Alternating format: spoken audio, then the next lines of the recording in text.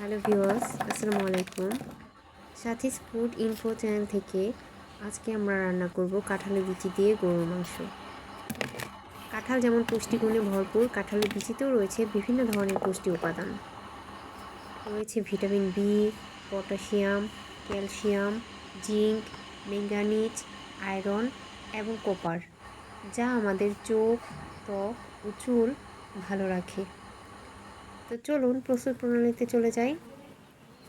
আমি এখানে কিছু গুঁড়ো মশলা, কাঁঠালের বিচি, 1 কেজি পরিমাণে গরুর মাংস, কিছু গরম মশলা এবং কিছু আস্ত রসুন, এখানে আদা রসুন বাটা এবং পেঁয়াজ বাটা নিয়েছি।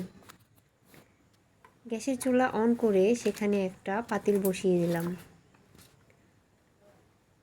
গরম হয়ে এলে আমরা সয়াবিন তেল দিব 1/2 কাপ পরিমাণ।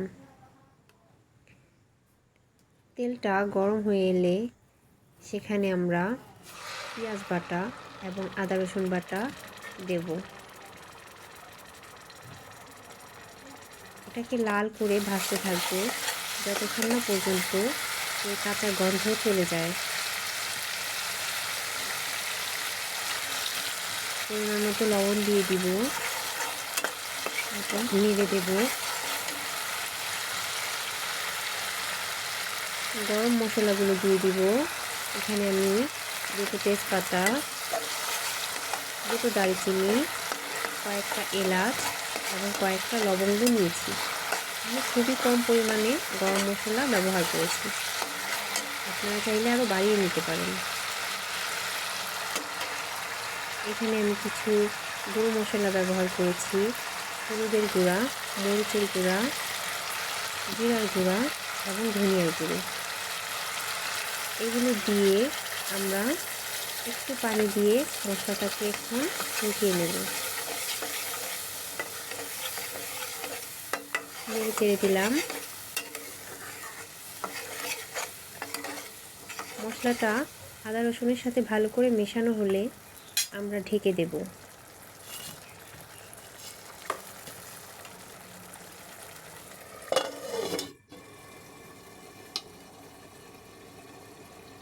মশলাটা ভালো করে কষাতে হবে। মাংসে মশলা যত ভালো কষানো হয় টেস্ট তত বেশি হয়। আমাদের মশলাটা প্রায় কষানো হয়ে গেছে, এখানে তেল উপরে ভেসে উঠেছে। এই অবস্থায় আমরা এখানে গরুর মাংসটা দিয়ে দিব। মশলার সাথে খুব ভালো করে আমরা গরুর মাংস মিশিয়ে নেব। ভালো করে নেড়ে চেড়ে দেব।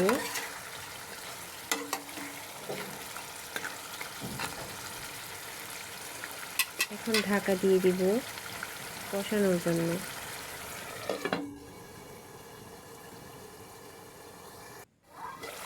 কষানো হয়ে গেলে আমরা ঢাকনাটা খুলে নিব। অফ ক্যামেরায় আমি 2বার করে ঢাকনা খুলে নেড়ে দিয়েছিলাম। এখন মাংসটা এই পর্যায়ে আছে। মাংসটা কষানো হয়ে গেছে। এর মধ্যে এখন আমি কাঁঠালের বিচি ও কয়েকটা রসুন দিয়ে দিব এবং ভালো করে নেড়ে চেড়ে মিশিয়ে দেব।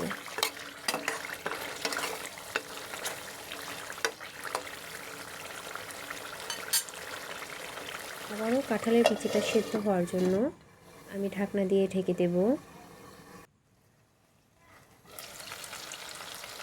যখন কাঁঠালের বিচিটা এবং রসুনগুলো মাংসের সাথে ভালো করে কষানো হয়ে যাবে, তখন 2 কাপ পরিমাণ গরম পানি এখানে আমি ঝোল হিসেবে দিয়ে দিব। ভালো করে নেড়ে চেড়ে মিশিয়ে দেব।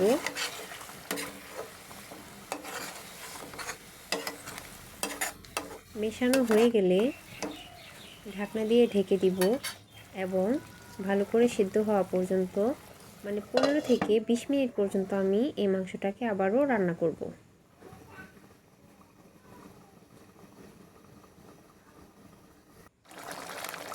আমার রান্নাটা হয়ে এসেছে। নামানোর আগে আমি এতে কিছু গরম মশলা ছিটিয়ে দিলাম।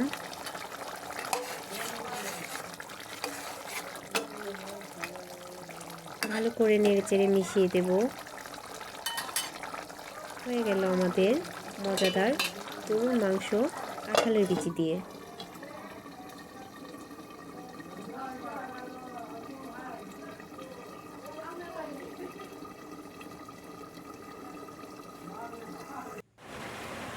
এই হচ্ছে আমার ফাইনাল লুক, গরুর মাংস এবং কাঁঠালের বিচি দিয়ে তরকারি।